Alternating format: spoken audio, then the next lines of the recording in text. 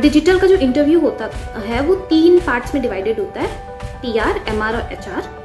तो जो managerial MR round होता है उसमें वो आपकी थिंकिंग कैपेबिलिटीज का टेस्ट करते हैं, मतलब कि वो आपको लॉजिकल क्वेश्चंस देंगे लाइक रिडल, पजल्स। अच्छा, तो यशस्वी ये बताइए, क्योंकि आपकी प्रिपरेशन टारगेटेड किसी एक कंपनी के लिए नहीं थी, तो और कौन सी कंपनीज में आपका प्लेसमेंट हुआ है? मेरा प्लेसमेंट टीसीएस के अलावा इन्फोसिस में हुआ है, जियो में और नगारो में। यशस्वी, आप क्या एडवाइस फ्रेशर्स को देना चाहेंगी जो अभी बैठने वाले हैं प्रिपरेशन में, या जो प्रिपरेशन कर रहे हैं, उन्हें आप क्या एडवाइस देना चाहेंगी? मैं यही बोलूँगी कि अगर आप फर्स्ट ईयर सेकेंड ईयर से हैं तो you have enough of time to start now, और अगर आप थर्ड ईयर में तो इट्स नॉट टू लेट, आप बस जूझना शुरू कर दीजिए। पहले बेसिक्स पे फोकस करके फिर coding sites, leet code, code forces पे कोड करना शुरू करिए, रेगुलर कॉन्टेस्ट दीजिए, हर क्वेश्चन का अल्टरनेटिव कोडिंग में हो, एप्टीट्यूड में हो ढूंढिए, और please focus on your communication skills also. Hi everyone, तो सबसे पहले मैं आपको यशस्वी से इंट्रोड्यूस कराना चाहूँगी। यशस्वी ने एक टियर 3 कॉलेज से आने के बावजूद टीसीएस का डिजिटल ऑफर क्रैक किया है, एंड इसके अलावा भी काफ़ी सारे ऑफर्स क्रैक करे हैं। तो टीसीएस के बारे में हम एक डिटेल्ड वीडियो बनाएंगे कि एनक्यूटी प्लेटफॉर्म क्या होता है, एंड इस प्लेटफॉर्म के थ्रू कैसी कंपनीज जुड़ी हुई हैं, और कैसे आप ये एक एग्ज़ाम देके 1200 से ज़्यादा कंपनीज के इंटरव्यू के लिए एलिजिबल हो सकते हैं। तो इसके ऊपर तो हम एक डिटेल्ड वीडियो बनाएंगे, पर आज के वीडियो में हम यशस्वी के एक्सपीरियंस के थ्रू जानेंगे कि कैसे उन्होंने क्या स्ट्रैटेजीज बनाकर उन्होंने एग्जाम क्वालिफाई किया। So we will understand properly right from time management to resources to coding preparation, then strategies for giving the exam, the whole exam process, and finally we will also understand the interview process for TCS Digital with Yashasvi. So hi Yashasvi, can we have a short introduction of yours? Hi everyone, I am from United College of Engineering and Research from Prayagraj. I have done my BTech in Computer Science and Engineering branch. I am from batch 2023 and my college is Tier 3 college.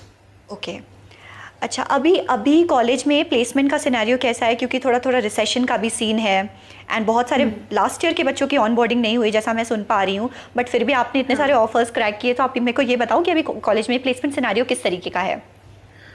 College में mass hiring वाली companies ज़्यादा आती हैं, जैसे कि TCS, Wipro और इन्फोसिस। कुछ product based companies आती हैं जैसे जियो, एयरटेल, वीआई। अभी अप्रॉक्स टेक प्लेसमेंट्स की बात करें तो 70% प्लेसमेंट्स हुए हैं, और कोर और सेल्स को मिलाकर अबाउट 80 to 85% प्लेसमेंट्स हो चुके हैं। However placements are still going on, जो कि स्टार्टअप्स और कंपनीज हैं वो हायर कर रही हैं। अच्छा, तो ये तो सही चीज़ है, मतलब फिर भी अच्छा खासा प्लेसमेंट हो रहा है, विच इज़ गुड। अब बस हम लोग को ये देखना पड़ेगा कि कब तक ऑनबोर्डिंग ये लोग करवाते हैं, क्योंकि देखो ऑफर लेटर तो एक बार ये रिलीज़ कर देते हैं, बट उसके बाद ऑनबोर्डिंग कराने में थोड़ा सा लंबा टाइम लग जाता है। बट लेट्स सी, एक बार प्लेस हो जाओ तो फिर भी मन को सैनिटी हो जाती है। यस। हाँ, तो अब आप मेरे को ये बताइए कि आपने अपनी प्रिपरेशन स्टार्ट कैसे करी, मतलब कौन से ईयर में प्रिपरेशन स्टार्ट करी, क्या स्ट्रैटेजी बनाई? फर्स्ट ईयर में तो उतना आइडिया होता नहीं है। फर्स्ट ईयर में तो हम लोग कॉलेज की ही सब्जेक्ट्स पढ़ते हैं। सेकेंड ईयर की स्टार्टिंग में मैंने हैकर रैंक से थोड़ी बेसिक प्रिपरेशन, कोडिंग्स वगैरह चालू की थी, और उसके बाद सेकेंड ईयर के मिड से I stepped into CodeChef contest. वहां पे रेगुलर कॉन्टेस्ट होते हैं, उसमें पार्ट लेना, पीयर्स के थ्रू मुझे पता चला कि हाँ कोडशेफ भी एक कॉम्पिटिटिव प्लेटफॉर्म है, तो वहां से मैंने स्टार्ट किया। अच्छा, तो मतलब आप इंडिविजुअल लेवल पे अवेयर थी, बट वैसे कॉलेज में कोडिंग का कल्चर कैसा है? कॉलेज में कोडिंग का कल्चर ऐसा है कि स्टार्टिंग में तो कुछ पता नहीं होता है हम लोगों को, बट जो प्रिपरेशंस कॉलेज की तरफ से स्टार्ट होती है वो थर्ड ईयर के स्टार्टिंग से होती है। तो हमें पहले से इंडिविजुअली प्रिपेयर होना चाहिए, क्योंकि हम पूरी तरीके से कॉलेज पर डिपेंड नहीं हो सकते हैं। बिल्कुल, ये बात तो सही है, क्योंकि वो उनका अपना करिकुलम होता है, साथ साथ फिर सेशनल सेमेस्टर सब कुछ चलता रहता है। तो हमें अपने एंड से तो प्रिपेयर होना ही चाहिए, कि पहले से पता करके रखना चाहिए कि कौन सी कंपनीज कॉलेज में आने वाली हैं, एंड उनका पूरा प्रोसेस क्या होता है। तो जिससे अगर हम पहले से रेडी रहेंगे तो हम प्रिपरेशन राइट टाइम पर स्टार्ट कर पाएंगे। तो यशस्वी, क्योंकि आपने ऐसे बताया कि आपने प्रिपरेशन सेकेंड ईयर के अप्रॉक्स स्टार्ट करी थी, राइट? एग्जैक्टली, हाँ। तो ऐसा आपने मतलब फिर, क्योंकि आप अवेयर थी, आपके पीयर्स में क्या हालचाल, मतलब किस तरीके से लोग प्रिपेयर कर रहे थे, कौन से टाइम पे उन्होंने प्रिपरेशन स्टार्ट करी? अगर एवरेज बच्चों में देखा जाए तो उन्होंने कॉलेज के साथ ही प्रिपरेशन स्टार्ट की थी, जो कि थर्ड ईयर के स्टार्टिंग में था, बट वो फिर बहुत आगे स्ट्रगल करते हैं, क्योंकि आप इतनी जल्दी सब कोप अप नहीं कर सकते, बिकॉज थर्ड ईयर में भी आपके सब्जेक्ट टफ होते हैं। तो उनके साथ कॉलेज के सब्जेक्ट्स टफ होते हैं, तो उनके साथ साथ मैनेज कर उनका करना थोड़ा टफ हो गया था। ये बात तो है।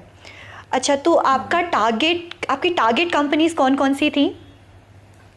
टारगेट कंपनीज तो मेरी इन्फोसिस थी, टीसीएस थी, और मतलब जो मेन ब्रांड कंपनीज होती हैं, बिकॉज हमने सुना था ऐसा स्टार्टिंग में कि कंपनी का वो मैटर करता है जो उसकी ब्रांड वैल्यू हो, जो उसका नाम हो, टाइटल हो। तो उसके हिसाब से मैंने सोचा था कि टीसीएस में और इन्फोसिस में हो जाता। तो वही, और एक ये चीज़ भी होती है कि आप अगर आप टियर 3 कॉलेज से आ रहे हो तो आप अपने में से आपके पास जो भी अपॉर्चुनिटी आ रही है आप उसमें से बेस्ट सेलेक्ट करने की कोशिश करते हो। तो ये बात तो है, हम टारगेट कंपनीज तो डेफिनेटली हम ब्रांड कंपनीज को टारगेट करते हैं। और अच्छी चीज़ ये है कि कंपनीज एक बार हायर करने के बाद भी साथ के साथ ही अपग्रेडेशन प्रोसेस भी कराती रहती हैं। तो लेट्स से कि आप किसी एक पैकेज पर हायर हुए हो तो अपग्रेड कराने का भी आपको मौका मिलता है। अगर आपकी प्रिपरेशन अच्छी होगी तो आप अपनी प्रोफाइल भी साथ साथ अपग्रेड कर सकते हैं। राइट यशस्वी? एग्जैक्टली, हाँ। अच्छा, तो यशस्वी ये बताइए, क्योंकि आपकी प्रिपरेशन टारगेटेड किसी एक कंपनी के लिए नहीं थी, तो और कौन सी कंपनीज में आपका प्लेसमेंट हुआ है? मेरा प्लेसमेंट टीसीएस के अलावा इन्फोसिस में हुआ है, जियो में और नकारो में। एंड मैं रिक्वेस्ट करती हूँ कि आप इस पे भी जरूर वीडियोस बनाएं ताकि इसकी भी डिटेल इंसाइट पता चल सके। हाँ, ये बात तो है। एक्चुअली मैंने सुना है, मतलब मेरे टाइम पे तो जियो का नहीं था, मतलब जियो नहीं आती थी। वैसे जियो का भी पैकेज एंड ऑल अच्छा है ना? हाँ, जियो 3 पैकेजेस पे हायर करती है कॉलेज में, एल्यूमिनेट पोस्ट के लिए और जो कि 7 एलपी होता है, इग्नाइट के लिए जो कि 6 होता है, और स्पार्क के लिए जो कि 5 होता है। अच्छा, which is a decent package. मतलब पहले तो नहीं आती थी जियो, अभी जियो भी आने लगी, तो it's a good opportunity for students now. हाँ, तो अब हम ज़रा टीसीएस पे थोड़ा डिटेल डिस्कशन कर लेते हैं। तो आपने टीसीएस के लिए कब और कैसे रजिस्टर करा था? टीसीएस 2 तरीके से हायर करती है, कोड वीटा के एग्जाम से और एनक्यूटी नेशनल क्वालिफायर टेस्ट के एग्जाम से। कोड वीटा के लिए मैंने रजिस्टर किया था लास्ट ईयर, मतलब 2022 के फेब में, और मार्च तक मेरा एग्जाम हो गया था। मतलब ये थोड़ा पहले होता है बाकी कंपनी से। अच्छा। और हाँ, और जो एनक्यूटी का एग्जाम था उसके लिए मैंने अराउंड जून लास्ट ईयर, मतलब 2022 जून में रजिस्टर किया था, और एग्जाम मेरा 13 अगस्त को हुआ था। अच्छा। और रजिस्ट्रेशन के प्रोसेस के लिए, क्योंकि एनक्यूटी हमारा कॉलेज के थ्रू ही हुआ था, तो कॉलेज की तरफ से हमें मेल आया था, एंड फर्दर प्रोसेसेस से हमने फॉर्म भरा और फिर आगे के मेल्स आए। हाँ, तो ये अच्छी चीज़ है कि मगर अगर इन कैंपस होता है तो हमें अपने एंड से रजिस्ट्रेशन के लिए एज सच परेशान नहीं होना पड़ता।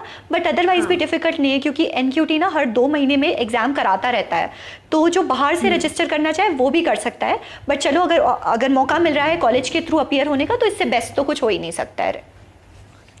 अच्छा, तो टीसीएस की जो आपने प्रिपरेशन करी उसमें आपने क्या क्या रिसोर्सेज यूज़ करी? मतलब आप टारगेटेड क्या रिसोर्सेज फॉलो कर रही थी, वो ज़रा डिटेल में बताएंगे प्लीज़? हाँ श्योर। इनिशियल फेजेस में तो जैसे मैंने कहा आइडिया इतना होता नहीं, हम लोग बेसिक कोड्स ही कर रहे थे हैकर रैंक पे। लेकिन जैसे जैसे एग्जाम्स आए वैसे वैसे मैंने सीआरटी क्लासेस ऑप्ट की थी कॉलेज की तरफ से। उसके अलावा मैंने 1 to 1.5 आवर मैंने डिवोट किया स्पेशली एप्टीट्यूड को। एप्टीट्यूड मैंने यूट्यूब से पढ़ा था, कैरियर राइट का चैनल जो है, वहां से मैंने उनकी पूरी प्लेलिस्ट के नोट्स प्रॉपर बना बना के मैंने पूरी प्लेलिस्ट कंप्लीट की थी वहां से। उसके बाद धीरे धीरे I stepped into code chef और लेटर ऑन लीड को। पहले इजी से स्टार्ट किया था, फिर मीडियम लेवल के क्वेश्चंस पर आए, और जहां हम लोग अटकते थे, क्योंकि अटकते तो बहुत हैं, सब अटकते हैं। हाँ, सही बात तो है।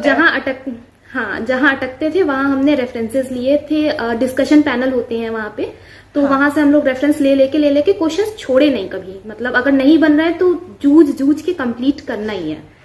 तो वो करके, और फिर बाकी अब जैसे क्वेश्चंस कर रहे हैं तो उनकी टाइम कॉम्प्लेक्सिटीज पे ध्यान देना, जो नए नए एल्गोरिथम्स हैं जैसे कैडेंस एल्गो होती हैं, नैपसैक एल्गो होती है, वो सब इंप्लीमेंट करके बिल्ट इन फंक्शन का कम से कम यूज करके ऑप्टिमाइज करते रहना कोड को। इस तरीके से धीरे धीरे सीखा चीजों। हाँ, तो आपको क्या लगता है कि एप्टी और कोडिंग में अगर हम ऐसे वेटेज की बात करें तो कैसे शुरू करना चाहिए और कैसे आगे कंटिन्यू करनी चाहिए प्रिपरेशन? एप्टीट्यूड और कोडिंग इक्वली इंपॉर्टेंट होती है, और कोडिंग क्योंकि कम आती है तो कोडिंग का वेटेज ज्यादा होता है ईच पर क्वेश्चन का, लेकिन एप्टीट्यूड के ज्यादा क्वेश्चंस आते हैं इसीलिए वो डिवाइड हो जाते हैं मार्क्स वहां पे। लेकिन इंपॉर्टेंस दोनों की इक्वली होती है, और स्पेशली अगर टीसीएस की बात करें तो कई बार ऐसा होता है कि कोडिंग ना भी होने पे एप्टीट्यूड अगर आपका काफी सही है तो आपको निंजा प्रोफाइल के लिए कॉल आता है। राइट राइट, तो ये बहुत अच्छी चीज़ है क्योंकि अपना जो फर्स्ट राउंड एप्टी वाला जो राउंड होता है टेक्निकली यही शॉर्ट लिस्टिंग राउंड होता है। तो पहले आप एप्टी स्टार्ट करो, एप्टी की प्रिपरेशन रखो, अच्छे से करते रहो एंड साथ साथ आप कोडिंग की भी प्रैक्टिस करते रहो, जिससे आप बेसिक्स और एडवांस दोनों की प्रिपरेशन साथ साथ करते रहो। और प्रेप इंस्टा जैसे कि साइट्स थी, तो मैंने प्रेप इंस्टा से सैंपल क्वेश्चंस वहाँ अवेलेबल होते हैं, तो अच्छा, वहाँ अच्छा। से हाँ प्रेप इंस्टा की साइट से आप डाउनलोड कर सकते हैं। वहाँ पे कंपनी स्पेसिफिक क्वेश्चंस होते हैं, तो अलग अलग कंपनीज का आप लगा सकते हैं। अच्छा, पेपर का पैटर्न कैसा होता है यशस्वी टीसीएस का, एंड कट ऑफ कैसे डिसाइड होता है? पेपर का पैटर्न ऐसा होता है कि उसमें 2 राउंड होते हैं। पहला राउंड होता है 75 मिनट्स का, जिसमें कि आपके 20 लॉजिकल क्वेश्चंस होते हैं, 20 क्वांटिटेटिव एप्टीट्यूड के होते हैं और 25 वर्बल रीजनिंग के होते हैं, जो कि बेसिक होते हैं। मतलब आपने अगर अच्छी प्रिपरेशन की है नॉर्मली अपने कॉलेज के रिसोर्सेज से, यूट्यूब से, तो आपके हो जाते हैं वो क्वेश्चंस। सेकेंड राउंड आता है 90 मिनट्स का, जहां पे 2 कोडिंग क्वेश्चन होते हैं, मीडियम और हार्ड लेवल के। और उसके अलावा एडवांस क्वांटिटेटिव के क्वेश्चंस आते हैं 10, और अच्छा। एडवांस लॉजिकल रीजनिंग के भी 10 क्वेश्चंस होते हैं, जो कि they are quite tough, like उनका लेवल ऊपर होता है थोड़ा सा। तो तैयारी प्रैक्टिस आपकी जितनी अच्छी होगी उतने आपके चांसेस होंगे उनको करने के। उसके अलावा एक ये पॉइंट होता है कि आप कहीं अटकना नहीं, आई मीन कहीं अगर आप अटक जाते हैं उसमें, तो फिर लाइक पूरा टाइम एक ही क्वेश्चन पे आप ना दें। राइट, और नेविगेशन कैसे रहता है, मतलब सेक्शन वाइज नेविगेट कर सकते हैं क्वेश्चंस पे? तो इसमें हम लोग सेक्शन वाइज नेविगेट कर सकते हैं। अच्छा अच्छा, तो ये तो सही चीज़ है कि मतलब अपने हिसाब से एटलीस्ट सेक्शन का टाइम ध्यान दे सकते हैं हम लोग। हाँ, और एप्टी में तो सही बात है कि सारा खेल टाइमिंग्स का ही होता है, मतलब आपकी जितनी स्पीड होगी उतनी एक्यूरेसी होगी, तो स्पीड पे ध्यान देने की बहुत ज़्यादा ज़रूरत होती है। लोग क्वेश्चन में जूझने लग जाते हैं और एक ही क्वेश्चन में अटके रह जाते हैं। यहाँ पर ये मैटर नहीं कर रहा है कि आप एक ही क्वेश्चन को कितनी कितनी एफिशिएंसी से सॉल्व कर रहे हो। एक्चुअली इंपॉर्टेंट ये है कि आप कितने नंबर ऑफ क्वेश्चन सॉल्व कर रहे हो और कितनी जल्दी कर रहे हो। तो यशस्वी, टीसीएस में नेगेटिव मार्किंग होती है क्या? नहीं, टीसीएस में नेगेटिव मार्किंग नहीं होती है। हाँ, नेगेटिव मार्किंग नहीं होती एंड सेक्शनल कट ऑफ भी नहीं होता है। तो हाँ, सेक्शनल कट ऑफ भी नहीं होता, वो ओवरऑल रिजल्ट देखते हैं आपका। हाँ, ये भी अच्छी चीज़ है कि मतलब एप्टी का सेक्शनल कट ऑफ नहीं होता, कोडिंग का सेक्शनल कट ऑफ नहीं होता है। तो अगर आपका एक भी पोर्शन बहुत अच्छा होता है, बहुत का मतलब एक्चुअली एक्सेप्शनली अच्छा होता है, तो आप क्वालिफाई कर जाते हो। बट कोशिश करो कि कोडिंग का एक क्वेश्चन तो आप कर ही दो। 1+ कोडिंग का अगर 1+ क्वेश्चन हो जाता है और आपके जो एमसीक्यूज है वो भी एवरेज गए हैं, तो आप एक्सपेक्ट कर सकते हो कि आपको डिजिटल के लिए कॉल आएगा। हाँ, हम क्योंकि मुझे बहुत अच्छे से याद है, मेरा तो ईसी बैकग्राउंड है। मैंने जब एग्ज़ाम दिया था तो मेरा कोडिंग बहुत अच्छा की मैंने अपनी एप्टी की प्रिपरेशन बहुत सॉलिड रखी थी, तो मेरा एप्टी बहुत अच्छा हुआ था। बट कोडिंग में मैं बहुत अच्छे से, मुझे याद है कि मैं एक ही क्वेश्चन कर पाई थी, बट फिर भी मुझे डिजिटल का कॉल आया था। सो देन आई रियलाइज कि कोडिंग की इंपॉर्टेंस ऐसी है कि दे सी योर लॉजिक। अगर सारे टेस्ट केसेस पास नहीं भी हो रहे हैं, आपका लॉजिक सही है, तो they give marks on that, उस पर भी मार्क्स देते हैं। तो ऐसे कोरा मत छोड़ देना, जो आता रहे वो उसको सॉल्व करने की पूरी कोशिश करना। तो यशस्वी, ये बताइए कि एक बार जब निंजा का एग्ज़ाम हो जाता है तो जो रिज़ल्ट आता है, तो हमें कैसे पता चलता है कि हम डिजिटल के लिए क्वालिफाई करने वाले हैं, या क्या क्राइटेरिया होता है? एग्जाम देने के बाद जो रिजल्ट आता है कोडिंग का और एप्टीट्यूड का, तो वो इंटरव्यू के लिए जो कॉल आता है, लिस्ट आती है, उसमें वो मेंशन कर देते हैं कि आपका जो इंटरव्यू होगा वो निंजा प्रोफाइल के लिए होगा या डिजिटल प्रोफाइल के लिए होगा। वो मेरिट बेसिस पे होता है और वो स्कोर टीसीएस वाले ही रखते हैं, उसी के हिसाब से रिजल्ट देते हैं। अच्छा अच्छा, तो मतलब स्पेसिफिकली लिख के आ जाता है कि आप निंजा के लिए एग्जाम इंटरव्यू भी दे सकते हैं और डिजिटल के लिए भी इंटरव्यू दे सकते हैं। जो लोग डिजिटल के लिए क्वालिफाई Okay. हुए हैं वो निंजा और डिजिटल का दे सकते हैं, जो भी है, और जो निंजा के लिए वो निंजा का देते हैं। अच्छा अच्छा, तो आपने अपनी प्रिपरेशन में ऐसा क्या डिफरेंट किया था कि आपको कॉन्फिडेंस था कि आपका डिजिटल में होगा, या कॉन्फिडेंस नहीं था एग्जाम देने के बाद भी कि डिजिटल में होगा या नहीं होगा? जो मैंने एग्जाम दिया था उस समय मैंने कोडिंग 1+ की, मतलब मेरी जो दोनों कोडिंग थी वो 100% हो गई थी, और मेरे जो एमसीक्यूज थे वो भी एवरेज, अबव एवरेज ही गए थे। तो आई वॉज क्वाइट कॉन्फिडेंट कि हाँ हो जाएगा। और कॉन्फिडेंस की जहां तक बात है, तो कॉन्फिडेंस रखना ही पड़ता है, मतलब वो ओनली ऑप्शन होता है अगर आप एग्जाम्स दे रहे हैं और आपको करना है, प्लेसमेंट लेनी है, तो कॉन्फिडेंट तो रहना ही पड़ेगा।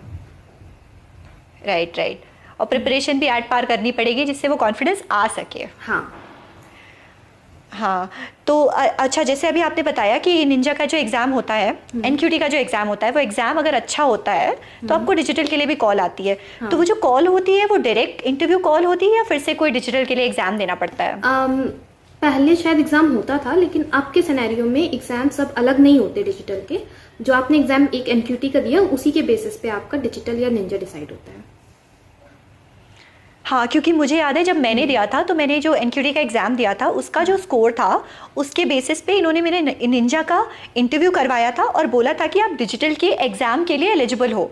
तो फिर मैंने डिजिटल का एग्ज़ाम दिया था जिसमें 2 कोडिंग के क्वेश्चंस आए थे और फिर मैंने डिजिटल का फिर से इंटरव्यू दिया था। I think they have change that pattern now, और अब एक बार में ही क्वालिफाई हो जाता है। हाँ, बस इंटरव्यूज़ अलग अलग होते हैं, राइट?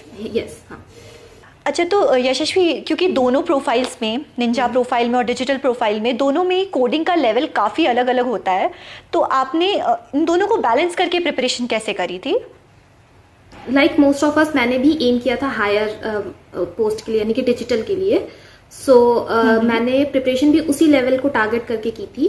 सेकेंड ईयर तक तो बेसिक्स जैसे था, कोड शेफ और लीड कोड, उसी पे प्रैक्टिस की थी। फिर जैसे जैसे कंपनी सेंट्रिक होने लगे, हम लोग एग्जाम्स होने लगे, तो उसके लिए मैंने सैम्पल पेपर्स लगाए थे प्रेप इंस्टा के, और अच्छा। हाँ, और गीक्स फॉर गीक्स, और फिर लास्ट तक गीक्स फॉर गीक्स के पोर्टल पे भी मैंने क्वेश्चंस लगाए, क्योंकि वहाँ क्वेश्चंस के लेवल काफी अच्छे हैं और जो सॉल्यूशंस और जो डिस्कशन है वो भी मतलब काफी ऑप्टिमाइज्ड वे में है।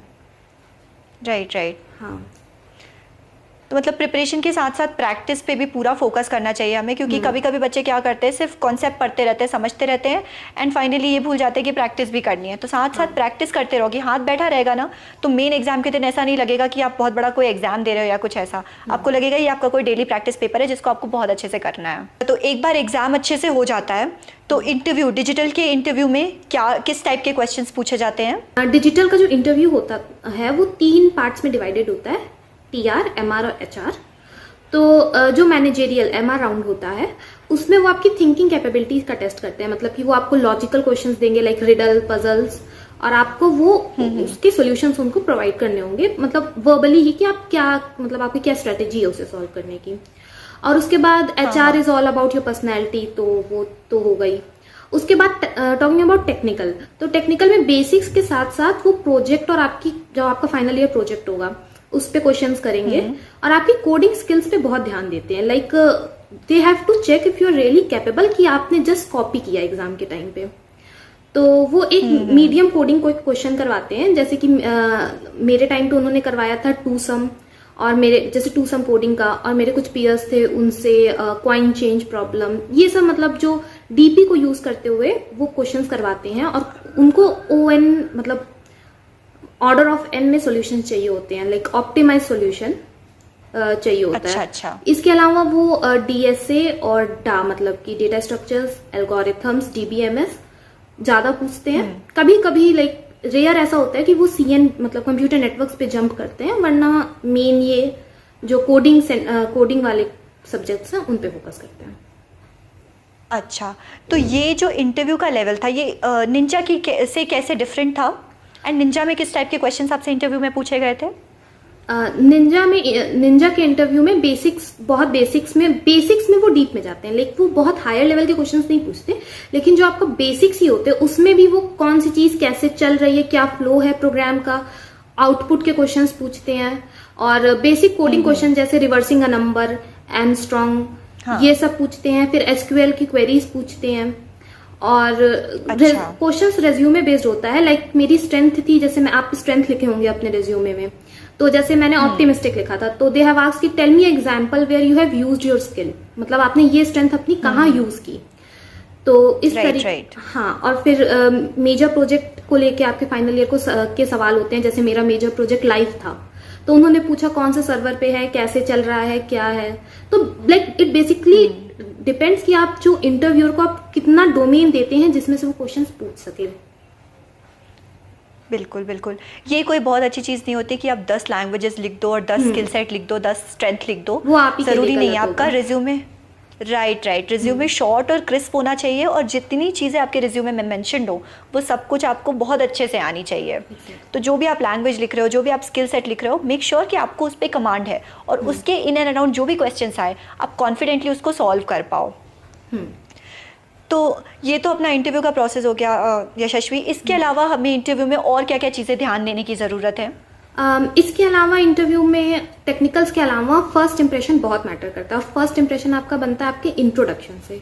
They will ask you about your intro and like intro आपका ऐसा भी नहीं होना चाहिए कि आपने रट के बैठा और आप उगल दिए उनके सामने, और ऐसा भी नहीं होना चाहिए कि आप अटक अटक के बोल रहे हैं।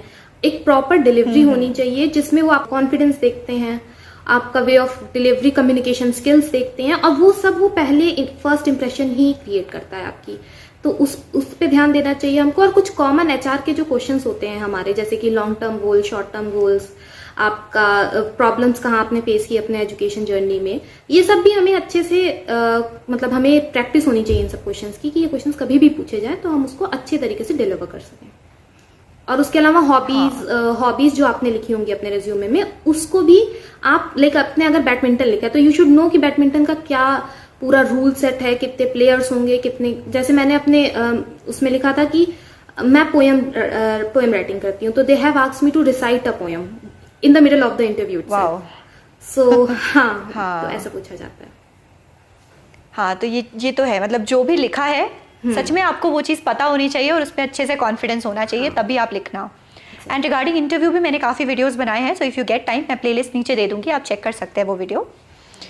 Coming back to our question again Yashasvi, तो आपने प्रिपरेशन के टाइम पे, इंटरव्यू के टाइम पे, इस पूरे सिनेरियो में आपने क्या क्या प्रॉब्लम्स फेस करी?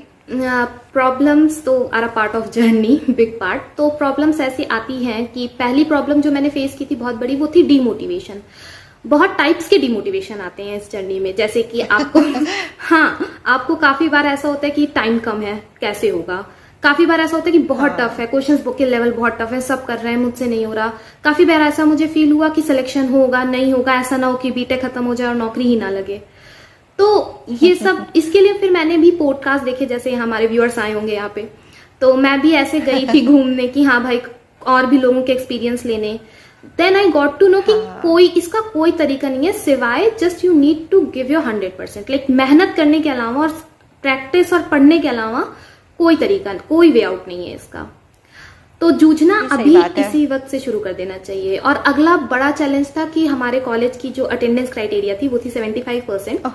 तो पैरेलली, हाँ मैम को पता होगा, वो भी कॉलेज से ही है, तो पैरेलली उसको मैनेज करना बहुत टफ था। तो इसलिए मैंने इसका भी way out, time management skill use करनी होती है हमें यहाँ पे। मैंने एप्टीट्यूड जो कॉलेज में हमारी क्लासेस चलती थी वहीं पे सॉल्व करना शुरू किया, और उसके बाद regularly 2 to 3 hours coding plus जो बेसिक प्रिपरेशन होती है उसको डिवोट करना शुरू किया। और उसके बाद उसके अलावा जो कम्युनिकेशन स्किल्स होती है, मतलब सिर्फ कोडिंग या टेक्निकल बात ही नहीं होती है, आपको अपनी कम्युनिकेशन स्किल्स भी बहुत ज्यादा शार्प करनी पड़ेगी।